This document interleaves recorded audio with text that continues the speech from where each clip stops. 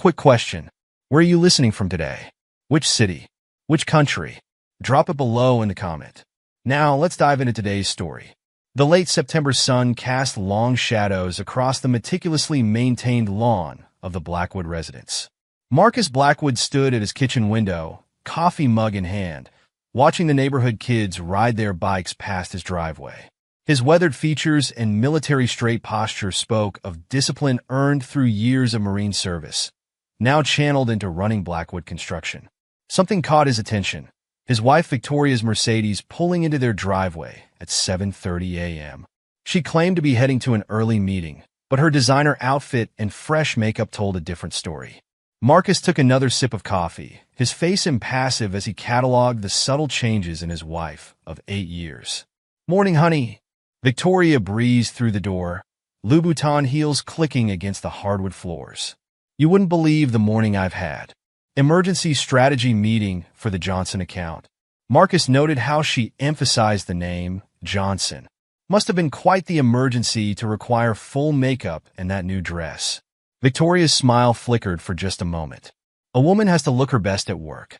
Not everyone appreciates the rugged construction worker look. She gestured dismissively at his work boots and well-worn jeans. "These boots paid for those shoes," Marcus replied evenly, setting down his mug. "And the house they're standing in? Oh, don't be so sensitive." Victoria's phone buzzed. Her fingers flew across the screen, a smirk playing at her lips. Some of us have evolved past measuring success by calluses and sweat. Marcus watched her practically dance up the stairs, already lost in whatever message had captured her attention. 8 years of marriage, and he'd never seen her so animated about work before. Then again, work hadn't included Richard Johnson until 3 months ago.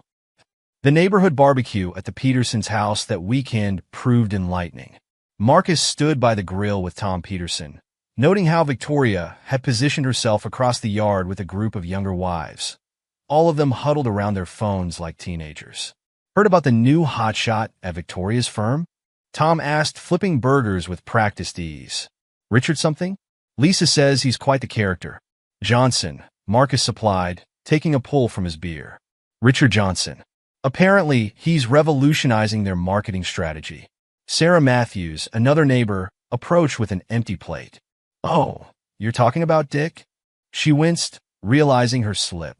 "Sorry, that's what some of the women at the country club call him. He's been showing up there a lot lately. Very attention-seeking." Marcus raised an eyebrow. "The country club we pay membership for?" Sarah suddenly found her empty plate fascinating. "Victoria didn't mention?" "He's been her regular tennis partner for the past few weeks. They usually play during extended lunch breaks." She glanced at Victoria, who was now laughing dramatically at something on her phone. "I thought you knew." "Extended lunch breaks," Marcus repeated flatly. "No, she hadn't mentioned those." Tom tried changing the subject, but the damage was done. Across the yard, Victoria's phone buzzed again. Marcus watched her step away from the group, turning slightly to hide her screen as she typed. Later that evening, as they drove home, Victoria broke their silence. "The Petersons' parties used to be fun. Now it's just the same boring people talking about their boring lives." "Like Richard Johnson?" Marcus kept his eyes on the road. "Your tennis partner?" Victoria's laugh held a note of challenge. "Oh, did the Housewives Gossip Brigade fill you in?" "Yes, Richard and I play tennis. He's actually good at it, unlike some people who think sweating over blueprints counts as exercise." "Funny how you never mentioned these extended lunch breaks before." "What's funny is how you're acting like some possessive teenager." Victoria's voice dripped condescension. "Richard is a colleague. A very successful, ambitious colleague who knows how to enjoy life. Maybe you should take notes." Marcus pulled into their driveway, killing the engine. "The only notes I'm taking are on how quickly you've forgotten who built everything you're enjoying." "Built?" Victoria sneered, stepping out of the car. "You swing hammers and boss around other men who swing hammers. Richard creates. He innovates. He's got you convinced you're better than all this," Marcus finished, gesturing at their upscale home. "Better than the life we built together." Victoria's smile turned cruel. "Maybe I am." She sashayed into the house, leaving Marcus standing in the driveway, his military-honed instinct screaming that something worse was coming. Their 8th wedding anniversary arrived on a crisp October morning. Marcus spent the early hours coordinating his crews at 3 different construction sites, making sure everything was set for him to leave early. He planned a surprise, though not the romantic kind Victoria might have expected. When he pulled up to their house at 2 p.m., Victoria's car was already in the driveway. Perfect. He grabbed his briefcase. Not the usual weathered leather one, but a new case containing very specific documents, and headed inside. Victoria was waiting in the living room, perched on their Italian leather sofa, like a cat about to pounce. A manila envelope sat on the coffee table in front of her. "You're home early," she purred, but her eyes held something predatory. "It's our anniversary." Marcus set his briefcase down carefully. "Thought we should talk." "How thoughtful."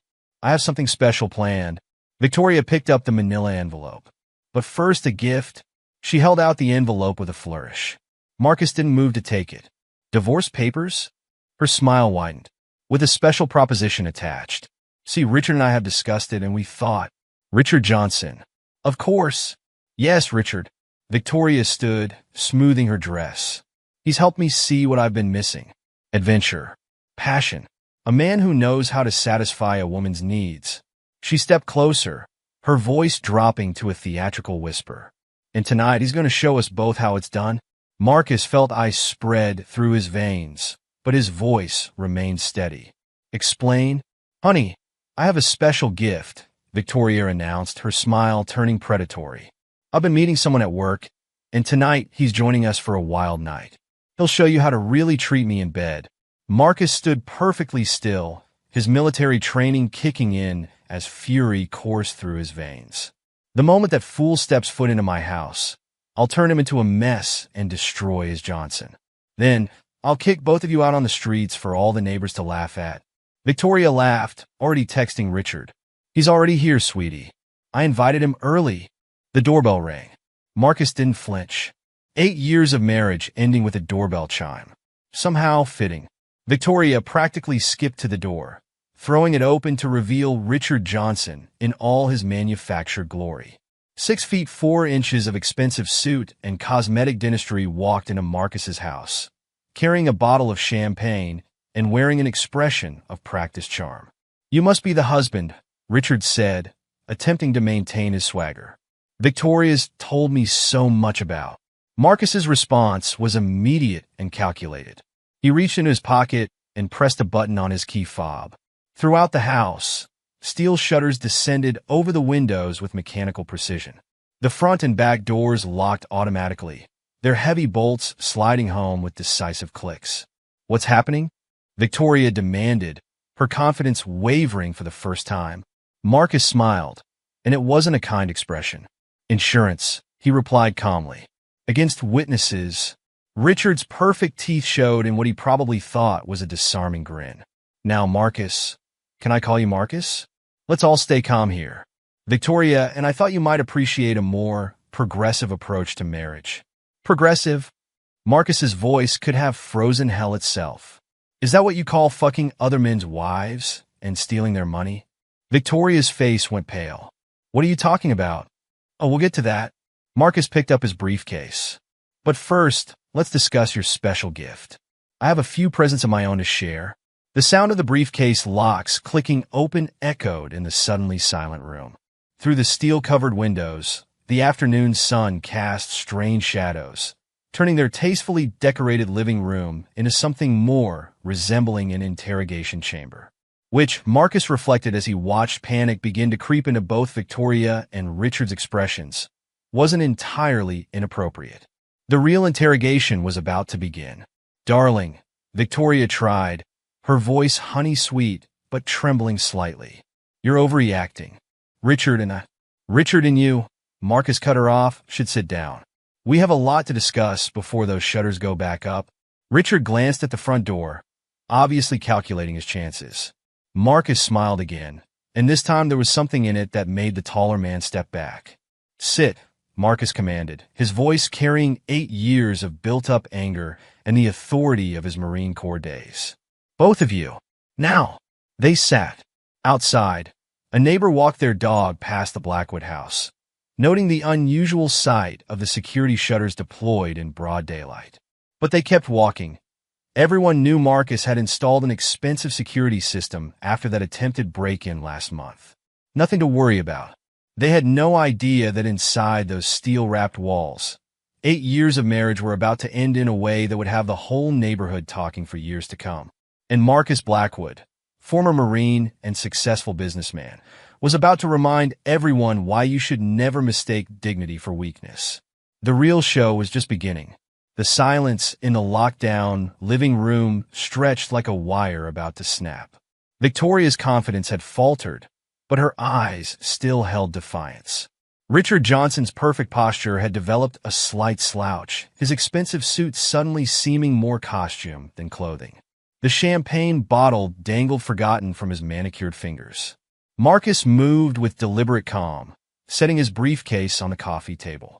The steel shutters had transformed their bright living room into an intimate theater, perfect for the performance he'd planned. "Before we proceed with your special gift," Marcus said, his voice carrying the weight of absolute certainty, "I have some gifts of my own to share." The briefcase opened with a precise click.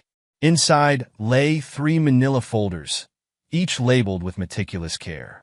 Marcus lifted the first one, savoring the moment as both Victoria and Richard tracked his movements like prey watching a predator. "Interesting thing about success," Marcus mused, opening the first folder. "Everyone wants to claim it, but few want to earn it. Isn't that right, Richard?" Richard's throat bobbed as he swallowed. "Look, Marcus, whatever you think you know, show them," Marcus commanded, tossing the folder's contents onto the coffee table. Photographs spilled out, dozens of them. Each showed Richard in compromising positions with different women, all wearing wedding rings, all from Victoria's office. Victoria snatched up one of the photos. "What is this?"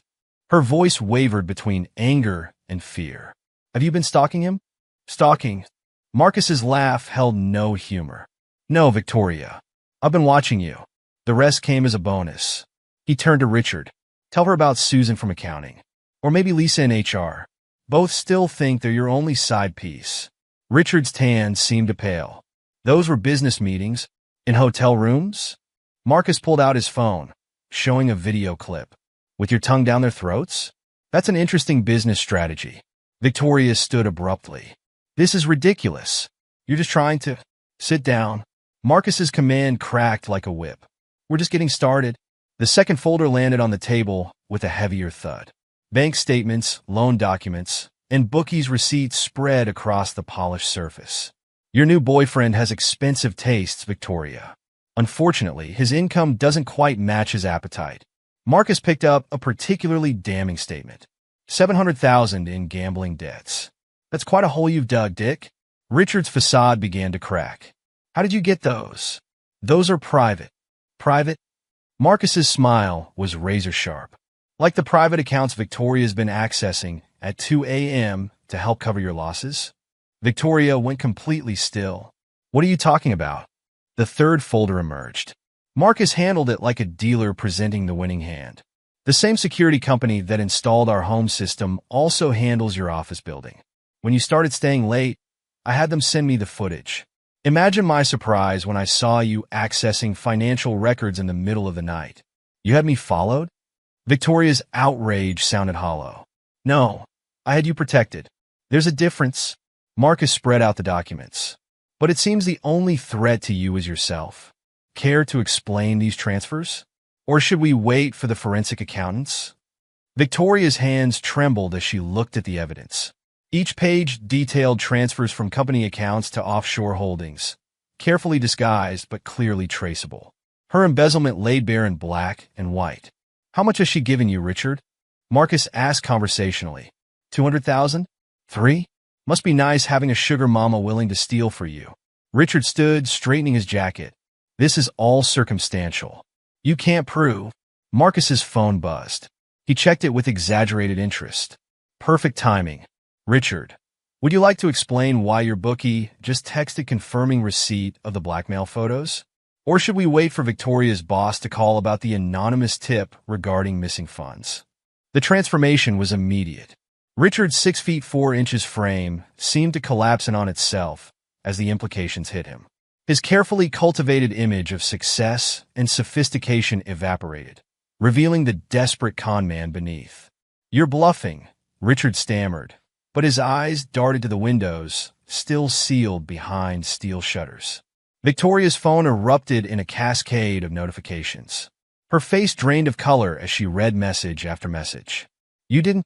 she whispered. "Oh, but I did." Marcus leaned back, the picture of relaxed control. "Your entire office knows now. The police are probably reviewing the evidence as we speak." Victoria lunged for her purse. "I need to call my lawyer." "Which one?" Marcus asked. "The firm's lawyer who's currently discovering your theft. Or our divorce lawyer, who just received proof you violated the prenup's infidelity clause?" Richard made a break for the door, forgetting it was locked. He yanked uselessly at the handle, his composure completely shattered.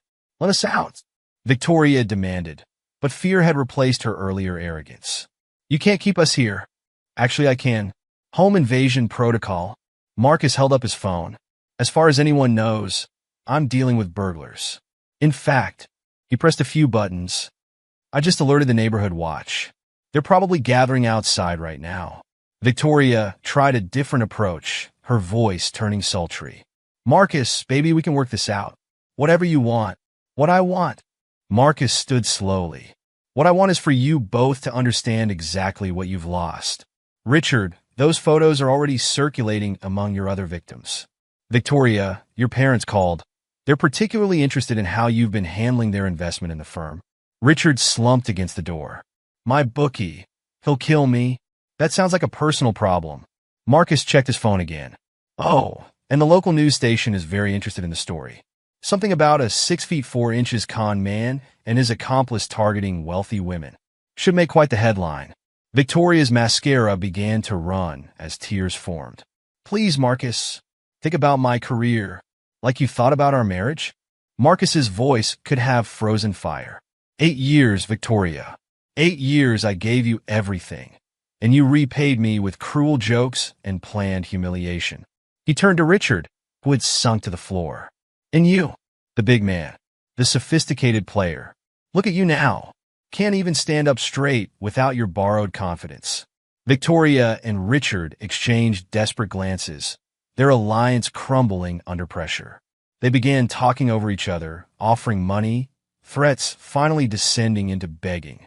Marcus calmly made more calls, to Victoria's parents, to Richard's other victims, to local media. With each call, their world shrank a little more. "The Marines taught me something valuable," Marcus said, watching them squirm. "The best defense is a good offense. You wanted to humiliate me? Congratulations. You've succeeded in destroying yourselves instead."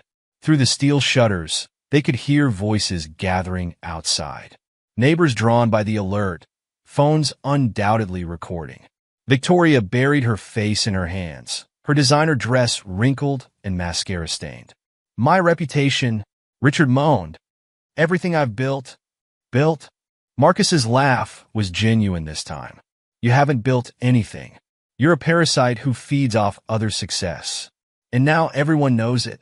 Victoria made one last attempt. "Marcus, think about what this will do to both of us.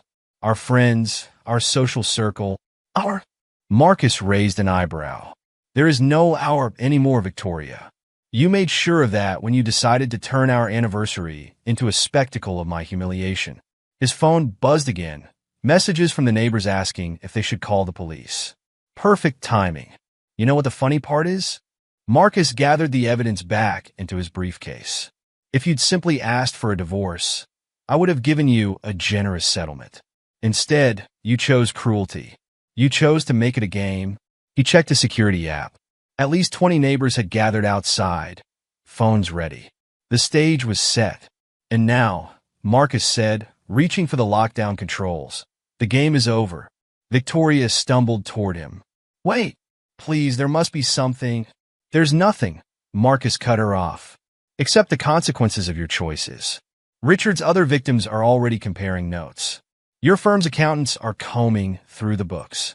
Your parents are calling their lawyers. And our neighbors—" He smiled. "Well, they're about to witness quite a show." Richard had given up all pretense of dignity, slumped against the wall like a broken mannequin. His designer suit was wrinkled, his perfect hair disheveled. The great Richard Johnson, reduced to his true form. Victoria's tears had stopped, replaced by a blank stare of shock as reality settled in. Her phone continued buzzing with messages she no longer dared to read.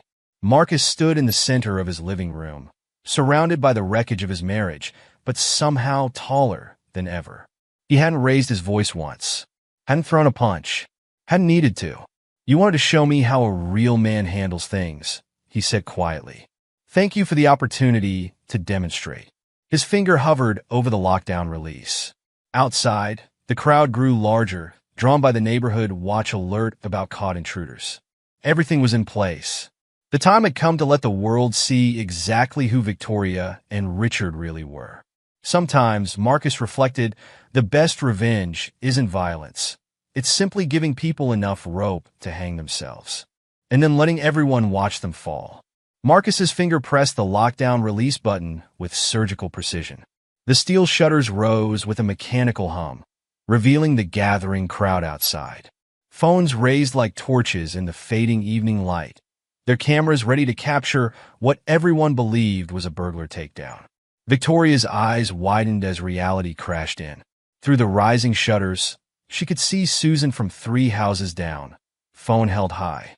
Tom Peterson stood with his teenage sons, all recording. Even Mrs. Henderson, the retired teacher who never left her house after 5 p.m., stood on her lawn in her gardening hat. "What have you done?" Victoria's voice cracked. "Given you the audience you wanted." Marcus opened the front door, though perhaps not quite the show you planned. Richard made a desperate lunge toward the back door, but Marcus's voice stopped him. "That exit's covered too. Your choice is simple.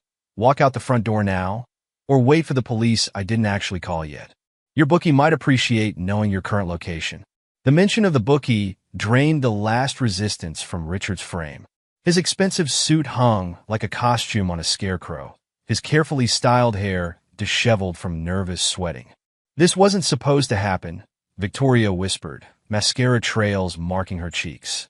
"You were supposed to— To what?" Marcus's voice carried just enough for the nearest neighbors to hear. "Break down? Beg? Accept your little humiliation game." The word humiliation rippled through the gathered crowd. Phones shifted, focusing tighter on the doorway where Victoria and Richard stood frozen. Someone in the back called out, "Everything okay, Marcus?" "Just fine, Dave."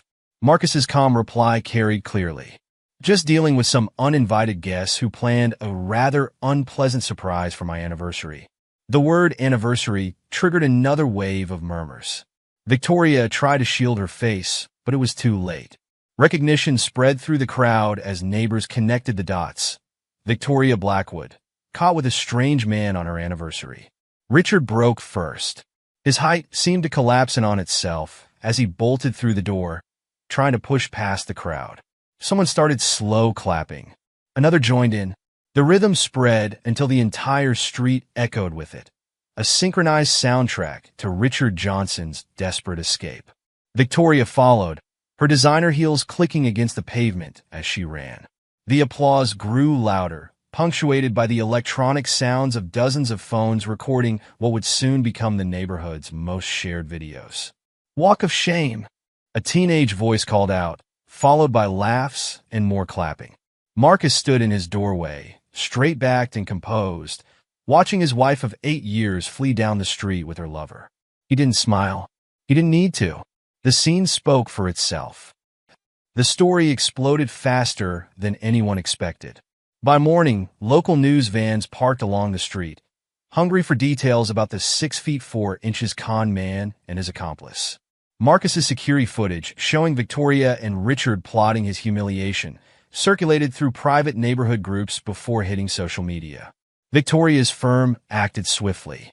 Janet Morrison, the CEO, called an emergency board meeting the same morning. "The evidence is irrefutable," Janet announced to the gathered executives. Victoria Blackwood has been accessing company accounts after hours, transferring funds through a complex series of offshore accounts. Initial estimates suggest losses exceeding $500,000. Charles Blackwood, Victoria's father and major investor, sat ashen-faced as forensic accountants presented their preliminary findings. "My own daughter," he muttered, "using my investment to fund her lover's gambling debts." The firm pressed charges by noon. Richard's other victims emerged like witnesses at a revival, each with similar stories. Susan from accounting described how he'd seduced her with promises of investment opportunities. Lisa from HR admitted to taking out loans to help him cover temporary cash flow issues. Marcus's evidence, meticulously gathered and organized, provided the pattern prosecutors needed. Richard Johnson wasn't just a cheater. He was a calculated predator who targeted wealthy, married women, using their resources to fund his gambling addiction. Victoria's attempt to spin the story backfired spectacularly. In a desperate social media post, she tried painting herself as the victim of a controlling husband. "Marcus Blackwood humiliated me in front of our entire neighborhood," she wrote. "He's trying to destroy my reputation because I found happiness with someone else." Marcus's response was simple. He released the security footage showing Victoria and Richard planning their anniversary surprise.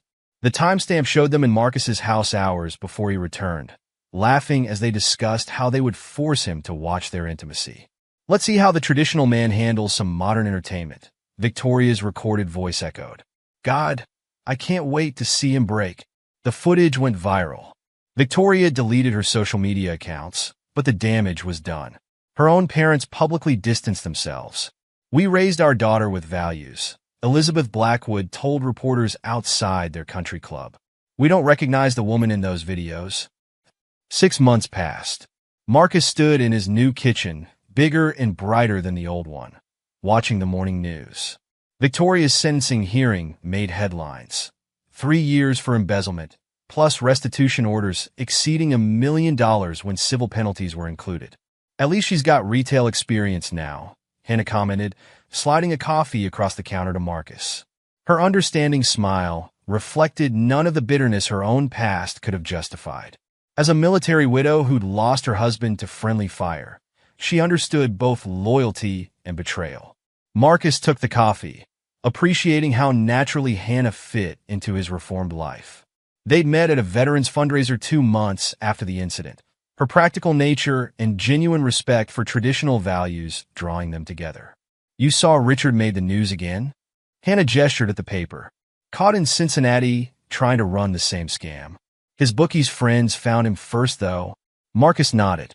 Richard Johnson's attempt to flee had ended predictably, with broken kneecaps in a Cincinnati alley and an arrest warrant for jumping bail.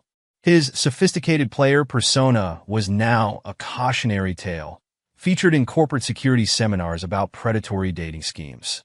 The doorbell rang, signaling the start of their housewarming party. The neighborhood had insisted on hosting it, turning Marcus's new home into a celebration of karma served. Tom Peterson arrived first, carrying a bottle of the same champagne brand Richard had brought that night. "Thought you might appreciate the irony," he grinned.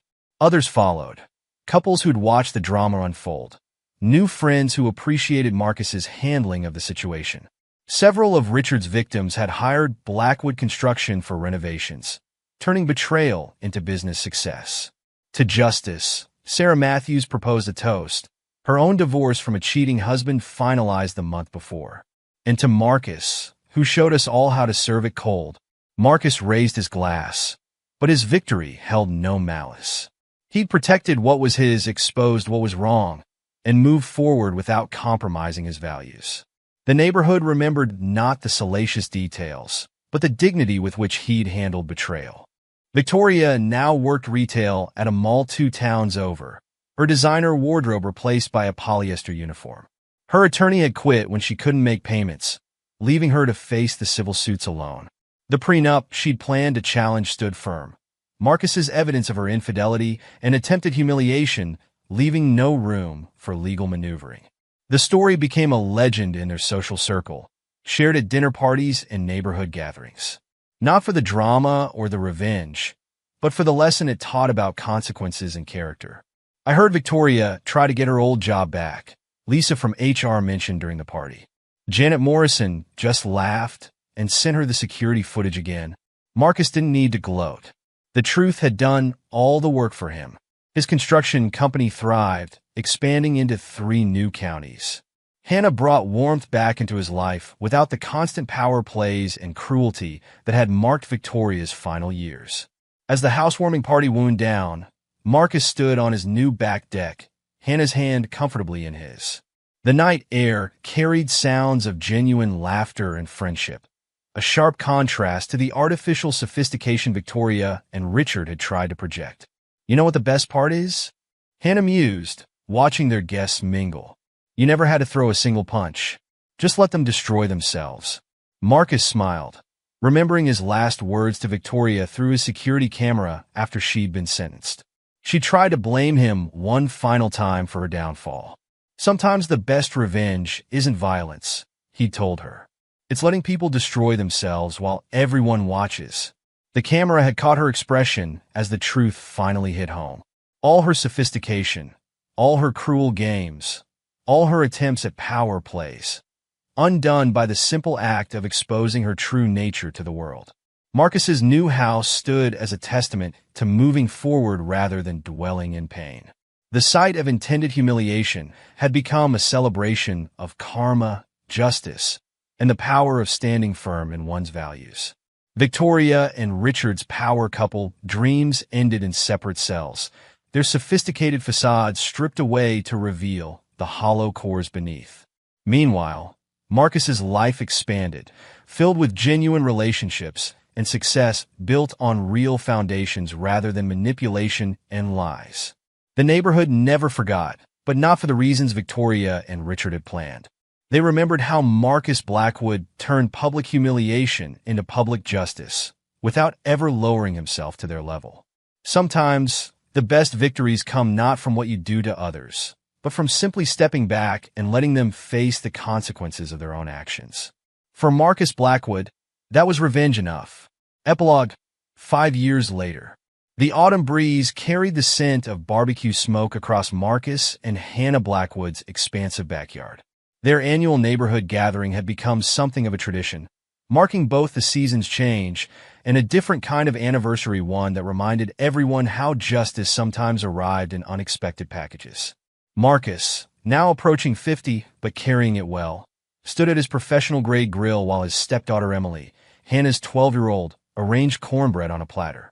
His construction company's logo, recently redesigned, adorned the new outdoor kitchen's backsplash, a testament to Blackwood Construction's expansion into luxury home development across 3 states. Mail came, Hannah announced, walking out with a stack of envelopes, including another one from the correctional facility. Marcus raised an eyebrow, but kept his attention on the grill. Victoria's quarterly attempts at communication had become as predictable as they were futile. 5 years hadn't softened her consequences or his resolve. "Same as the others?" he asked, though they both knew the answer. Hannah nodded, setting aside the unopened letter. "Return to sender." Though Sarah mentioned Victoria's up for parole review next month. The news rippled through the gathering guests. Sarah Matthews, now Blackwood Construction's HR director, confirmed with a grimace. "My cousin works in the prison system. Says Victoria's been a model inmate teaching marketing classes to other prisoners. Still runs her little schemes, though, just with cigarettes instead of corporate funds." Tom Peterson, carrying a casserole his wife made, joined the conversation. "Heard she tried starting some MLM scheme from inside. Got her privileges revoked for 3 months. Old habits," Marcus commented, his voice free of malice. He'd moved past anger years ago, arriving at something between indifference and mild anthropological interest in his ex-wife's continued attempts at manipulation. The party swelled as more neighbors arrived. Many faces were new. The neighborhood had changed over the years, but enough remained to remember that night when justice wore steel shutters and carried a phone full of evidence. Janet Morrison, Victoria's former CEO, who'd since become a close friend and major client of Blackwood Construction, arrived with her husband. "Just came from a board meeting," she announced, accepting a drink. "You'll never guess who tried applying for a marketing position through a subsidiary." "She didn't," Hannah gasped, though her smile suggested she absolutely believed Victoria would try. "Through a staffing agency, using her maiden name." Janet shook her head. 5 years, and she still doesn't understand how background checks work. Or Google. The conversation shifted to Richard Johnson, whose fate had taken even darker turns. After his arrest in Cincinnati 5 years ago, he'd tried recreating his con man scheme in prison, targeting wealthy inmates' wives during visitation. It ended badly. Last I heard, Tom shared, lowering his voice despite the outdoor setting. He crossed the wrong inmate's wife. Got transferred to maximum security after someone rearranged his face. Not so pretty now, from what I understand. 6'4" doesn't mean much when you're sharing space with actual criminals, Sarah added. My cousin says he spends most of his time in protective custody. Still owes hundreds of thousands to his bookies. Marcus listened quietly, tending to his grill. He learned through business channels that Richard had tried contacting some of his former victims, seeking investment opportunities in his prison enterprises. The letters were returned unopened, their recipients wiser and warier. Emily, wise beyond her years, looked up from her cornbread arrangement. Dad, is it true you never even hit them? My friend's mom says you're her hero because you showed her how to handle her divorce without getting mad.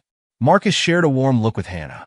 They'd married 3 years ago, blending their families with the same careful consideration Marcus brought to his construction projects, building on solid foundations, one day at a time.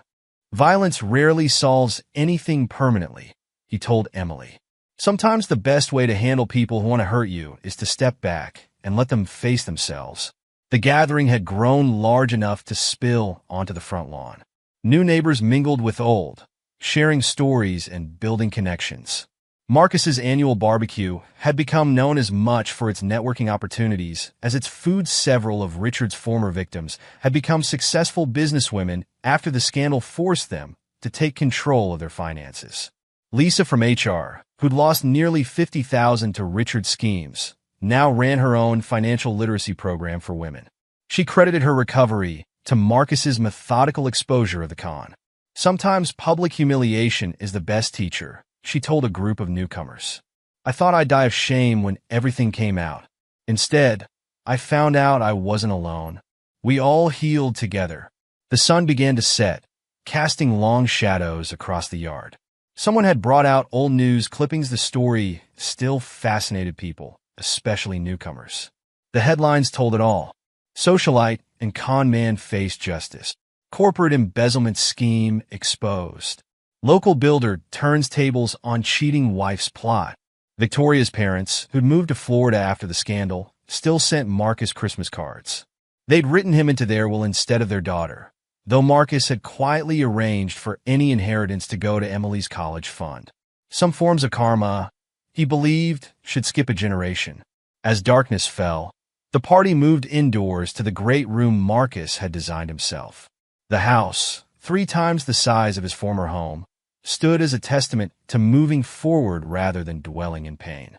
Every detail, from the security systems to the open sight lines, reflected lessons learned and wisdom gained. Hannah gathered everyone for a group photo, an annual tradition. As phones raised to capture the moment, Marcus reflected on how technology, once intended as a tool for his humiliation, had instead documented his redemption. You never check her letters? Emily asked later, helping clean up. The unopened prison envelope sat on the counter, Victoria's careful handwriting visible through the security screening marks. No need, Marcus replied. The past is the past. We build forward. Recent updates on Victoria painted a predictable picture.